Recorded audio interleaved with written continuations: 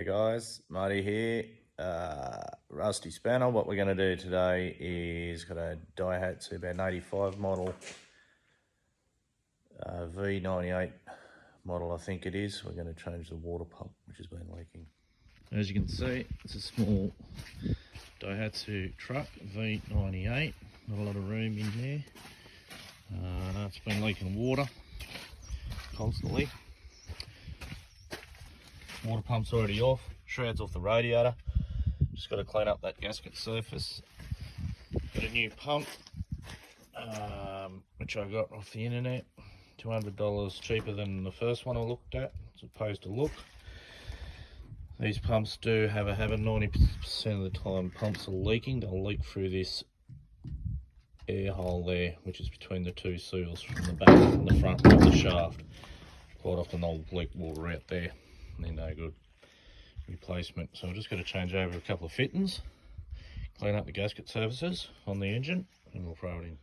Righto, so I've just taken that old fitting out of the old water pump and refit it back into there. I've cleaned the thread up. The last person that probably fitted this used tape, as in just like your thread tape. I won't be reusing that product. I'll be using this product here, which is called Stag. It's very good for fittings like this, water hoses, etc, etc. I've been using probably over 20 years that product. So I'm just going to put that on the thread, wipe it all around, put it on, make sure the thread's into the same position that it was prior to removing it out. Tighten it up with a shifter or a spanner, don't use shifters, and go from there. Gasket area is cleaned up. As you can see, any foreign material is removed from the surface. I use this little bugger here to get rid of the gaskets. It's quite a good product. It's good to get off hard gaskets that have been on there since the first fleet came to Australia. Water pump's ready to go, gasket's ready. I've cleaned the bolt threads.